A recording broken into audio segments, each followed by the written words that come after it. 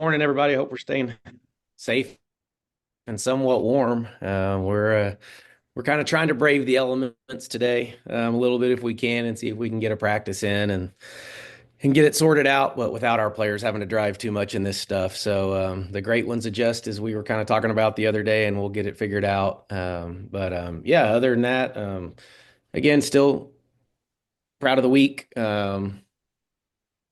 Good quality effort, I thought, still on Saturday. Did not play particularly well at times offensively, and really just missed some shots that we should make. There was some in there we would like to have back that we didn't think were great shots. So we're going to clean up the offense. I thought we battled on the defensive end, give ourselves a chance to stay in that game when we didn't have our best punch offensively. But yeah, other than that, hadn't seen him yet today, and we were off yesterday, so we'll regroup and get ready for the road trip and hopefully overcome some elements and some distractions. But that's it's part of the game, so we'll be all right. Yeah, awesome. Hey, Coach. Good morning. How you doing? Doing great. Um, I was just, I know obviously stats don't always tell the story, but I was just kind of looking at it earlier today, and among Big 12 teams, way more than half, about 11 out of the 16, are shooting above 43%. I mean, that's pretty good shooting, conference wide.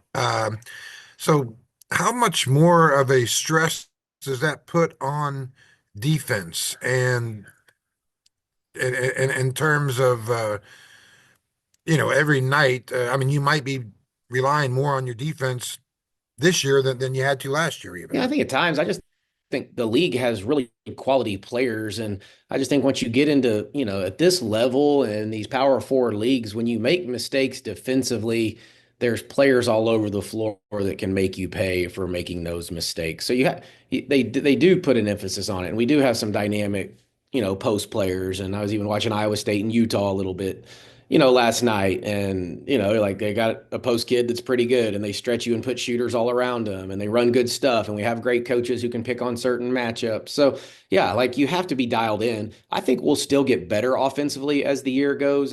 We haven't been great offensively in Big 12 play yet. We've kind of hung on the defense again here for the most part to kind of keep us in the games until we can find this offensive rhythm. And so I still think we'll get better. I think our bench kids are starting to develop and learn some roles. So I think we'll get better offensively. But yes, until we do, or if the league is just that good, in certain areas, then we better be a lead on the defensive end. Tanner. Hey, Coach. So you mentioned the depth of the league, particularly on the offensive side of the floor. The biggest struggle was obviously the opener on the road, your second true road test. Is there a different mentality that you need to have when you go onto a conference road game as opposed to maybe just, that temple game or a neutral site game? Oh, yeah, there's a difference. I mean, playing at home versus neutral versus road. I mean, just in general, there's a difference. And at Colorado though, like we were good for 3 quarters. Like we led for 31 minutes. It wasn't like we had a horrendous quarter. And we haven't really, I mean, even at Texas, like we competed for 4 quarters. Like, so to me, the Colorado is the outlier a little bit. It was a one really, really bad quarter. Yes, it happened to be on the road. I thought for the first three, we played fairly well and again had a 16-point lead late in the third.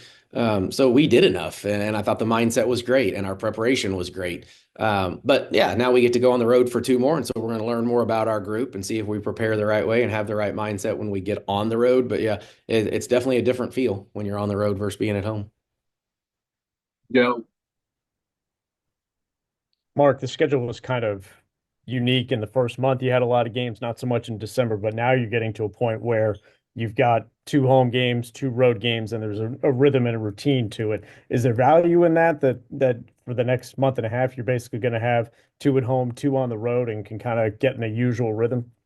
Yeah, there's some consistency that comes with it. Most of it's just from how we prep. You most of the time, if you play Wednesday, Saturday, then you have 2 days of prep. You come back Monday, you have the same routine. Tuesday looks about the same. It's the day before a game. And then you do the repeat for Thursday and Friday, and you play again Saturday. And Sundays are typically our day off. Now, we do have some one-offs in there where we play on a Sunday instead of a Saturday or I think a Tuesday. But for the most part, yeah, you do find a little bit of rhythm, whether we're at home or on the road. This is the first of the like two plays, I think is what the league call them, where you stay on the road for two and we're gone for the whole week, basically from Tuesday to Saturday night. So we do have three of these. So that's a little bit different. So this will be the first time going through that process for us. But yeah, no, it's two games a week pretty much from here on out, minus I think one week in there, but it should start to find a little rhythm here. Justin. Let me get the mute button off there. Um, Coach, I'm kind of wondering, obviously, it's January. The weather out there tells us it's January. It's still very early in the conference season. I'm kind of wondering, though, going through kind of the disappointing seeding that you went through last year in terms of the NCAA tournament. Uh, I kind of looking at things. There's no top 10 Big 12 teams. I mean, that may change in the coming hours or days or whatever, but uh, do you feel at this point that, hey, winning will take care of everything, or might there be some disappointment in the Big 12 come March? Well, I don't know. Yeah, I think that's way too far to tell about March. I would say I don't know that we had as good of a preseason overall, though, in the Big 12 as we had hoped to. I think that would be a fair statement. We needed a few more signature wins within the league, so I think that probably, may hurt us a little bit, but there's still plenty of opportunity. We're using the net, we use the quad system, so there's still plenty of quad one, quad two type wins available, but maybe not quite as many as we would have hoped or thought before the season started. But I still think there's there. I still think our Big 12 champion and runner up and top three or four teams are going to have legitimate shots at really good seeds. And even 5, 6, 7, 8. I think we'll probably end up with around there. Everything I see still seems to say 7 or 8 teams from our league. So you're getting about half your teams in, and then yeah, seeding will take care of itself. But you got to play well, you got to win, and do it with efficiency. I think that always kind of plays into some of these rankings. But yeah, we'll have a few opportunities and we're going to have to take advantage when we get those. Kevin. Coach, you touched on the schedule a little bit. Do you like going out on the road for those couple of games? It cuts down on the total number of trips. It seems like that's one positive. And then one of the other things, keeping up with classwork. I've talked with baseball in the past about, going out for those long road trips and how they do that. How do you approach that?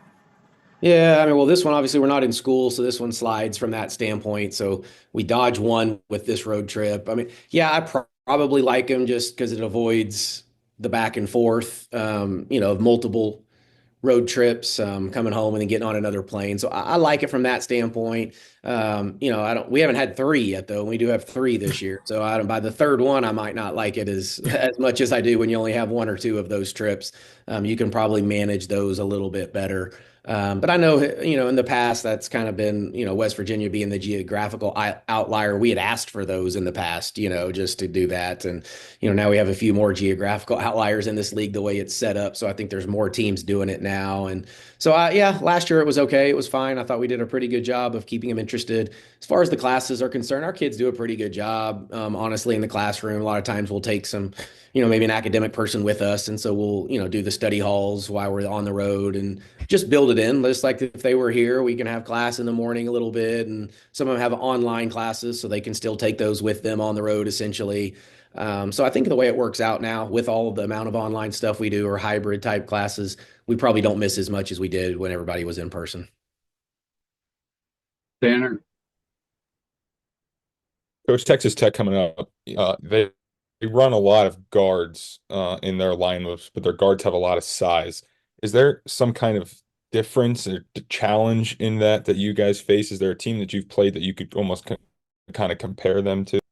Every team in our league has more size, and especially at the guard than we do. There is nobody that's smaller than Jordan Harrison and JJ Quinterly that we will play the rest of the year as their starting backcourt. So it's just it's who we are. It's what we do. You look out there and yeah, if you didn't know and you want to just look at the all warm-up team or practice team or whatever based on team's length and, size, then yeah, we wouldn't win many of those battles. So honestly, it's not like we don't worry about it as much. It's just the way of life right now for us. I mean, if they're going to have length, then we should have speed and quickness, which we typically do with our two guards. So we just approach it a different way. because of it, it's who we are, and those kids are pretty dynamic.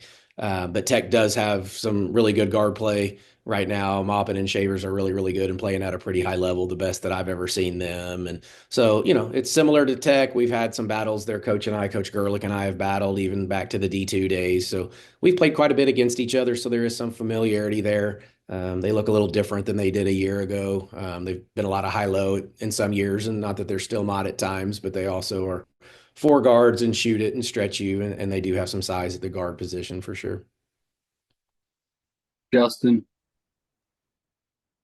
Coach, you kind of mentioned Jordan the other night, kind of fighting through an injury and missing a practice. I'm assuming she'll. I mean, obviously she's a battler. I mean, she's a pretty tough kid. So I'm assuming you kind of just monitor her and just kind of let her keep going, or Yeah, no, I think it's one that we just monitor and keep going with. I don't think this is a shutdown or anything like that. We got obviously the day off yesterday too, and so I think she's had some time. So all accounts from her rehab and everything seems to be going really well. So yeah, she's a tough kid. I think it would take a lot to keep her out of games. She did not look quite like herself the other night, but I was just so proud that she was still out there and battled and gave us what she did, and we were able to survive. And we'll get her back healthier, I'm sure, for Wednesday. thank you, Coach.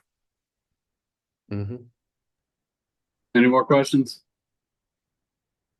All right. Thanks, everyone. Okay. Thanks, everybody. Y'all stay safe.